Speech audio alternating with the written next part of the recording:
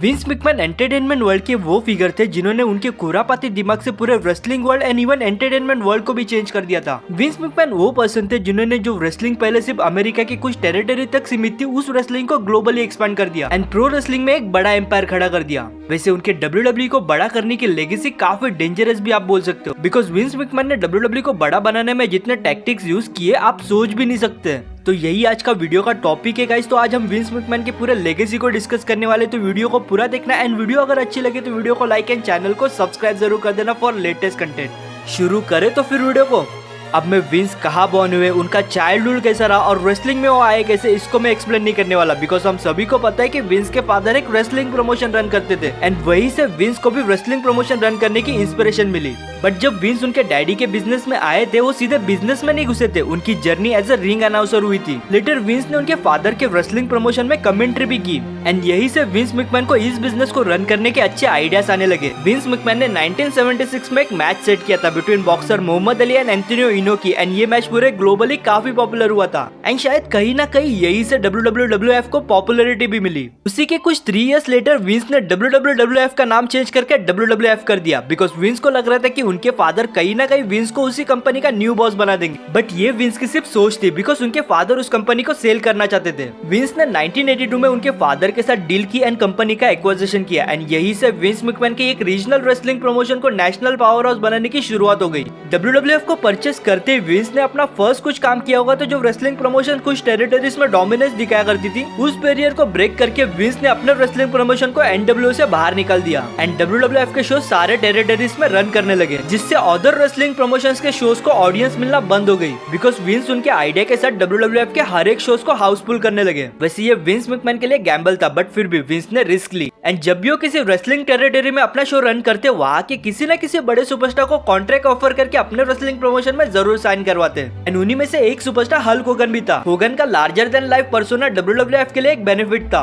Because Hulk Hogan का face WWF audience में इतना पॉपुलर हुआ था कि हल्क होगन जो एक टेरिटरी तक सीमित थे, वो पूरे वर्ल्ड वाइड पॉपुलर हो गए एंड होगन के साथ WWF भी पॉपुलर हो गई। वैसे WWF पॉपुलरिटी के पीक पे तब गई जब 31 मार्च 1985 में रेसलमेनिया का डेब्यू हुआ, जिसे Hulk Hogan and mister T ने मेन इवेंट किया था। ये इवेंट पूरा पैक था एंड यही से विंस मैकमैन का as the best booker and WWF का पूरा प्रो रेसलिंग वर्ल्ड में डोमिनेंस शुरू हो गया। रेसलमेनिया 3 में तो Hulk Hogan versus Andre and इस मैच के अटेंडेंस के रिकॉर्ड भी सेट हो गए थे। ईयर 1990 के आते आते WWF एंड विंस मैकमैन काफी ग्रो हो चुके थे, बट 90s शायद विंस एंड WWF दोनों के लिए मनूज था, बिकॉज विंस उस साल 2 मेजर प्रॉब्लम में आ चुके थे। फर्स्ट तो फेडरल इन्वेस्टिगेशन टीम ने विंस को अदर WWF सुपरस्टार्स को स्टेरॉइड सप्लाई करने के लिए पकड़ लिया था, जिसका सीधा इफेक्ट विंस मैकमैन के फ्रीडम एंड WWF के फ्यूचर पे हुआ एंड उसी टाइम पे टैड टर्नर ने भी एरिक बिशप के हेल्प से WCW फाउंड की, ताकि वो WWF का पूरा मार्केट कैप्चर कर सके। WCW ने आते ही अपनी डोमिनेंस दिखानी शुरू कर दी, बिकॉज जो एक तरीके से फेडरल इन्वेस्टिगेशन टीम ने विंस मैकमैन एंड WWF के फ्रीडम को दबाए रखा था, उसके चलते न विंस मैकमैन WWF पे अच्छे से ध्यान दे पा रहे थे और न ही WWF कुछ अच्छा कंटेंट प्रोड्यूस कर पा रही थी। इसी का फायदा WCW ने भी उठाया एंड WWF के बड़े superstars like Hulk Hogan, Randy Savage, Kevin Nash and Razor Ramon जैसे सुपरस्टार्स को बड़े कॉन्ट्रैक्ट ऑफर करके एंड गंदे टैक्टिक्स यूज करके WWF को 83 वीक्स तक टीवी रेटिंग में हराया। विंस मैकमैन के पास खोने के लिए कुछ भी नहीं बचा था, बट विंस ने अगेन एक बार गैम्बल खेला और again hardcore matches and adult scenes को WWF में ला दिया।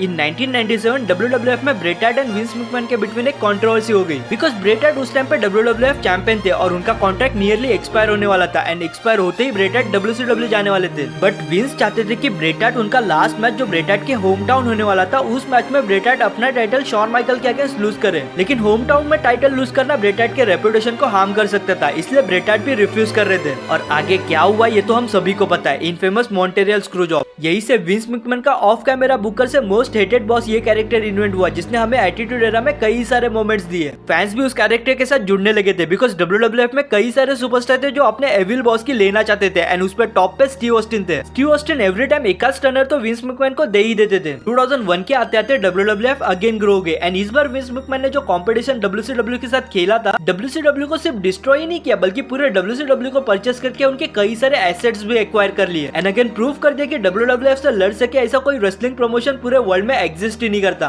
बट नेक्स्ट ईयर पूरे वर्ल्ड में पॉपुलर होते ही फिर से WWF पे एलिगेशंस लग गए, जिसके चलते 2002 में WWF को अगेन रीब्रांडिंग करके अपना नाम WWE यानी वर्ल्ड रेसलिंग एंटरटेनमेंट रखना पड़ा। 2008 के आते आते विंस ने प्रोडक्ट को हार्डकोर रेसलिंग फैंस के साथ ही family friendly audience and specially बच्चे देख सके, इसलिए विंस ने रूथलेस अग्रेशन एरा को छोड़ पीजी एरा एडॉप्ट कर लिया, जिसमें blood, adult content and hardcore matches ban थे। जिसके बाद WWE को कई सारे स्पॉन्सर्स एंड न्यू ऑडियंस मिली। WCW को एक्वायर करने के बाद विंस वैसे काफी फ्री होके घूम रहे थे, बिकॉज उस टाइम पे उन्हें कोई कंपटीशन ही नहीं था। बट 2019 वो ईयर आता है जब विंस को 2 डिकेड्स के बाद कोई कंपटीशन मिलता है, यस AEW को कंपटीशन में खड़ा होते देख विंस ने यह बिल्कुल नहीं सोचा कि AEW क्या कर लेगी, बल्कि विंस ने तो NXT को रीब्रांड करके AEW के कंपटीशन में खड़ा कर दिया फॉर वेडनेसडे नाइट वॉर्स। 2022 के आते आते अगेन एक बार विंस मैकमैन पे एलिगेशंस के रूमर शुरू हो गए कि विंस ने उनके एक एक्स एम्प्लॉय को एक सेक्स टॉय बनाए रखा था, जिसे वो किसी भी डील के लिए यूज करते थे, एंड उस एम्प्लॉय को विंस मैकमैन अच्छा पे भी करते थे। उसके चलते विंस मैकमैन रिटायरमेंट भी लेते। बट 2023 में विंस अगेन WWE में रिटर्न करते,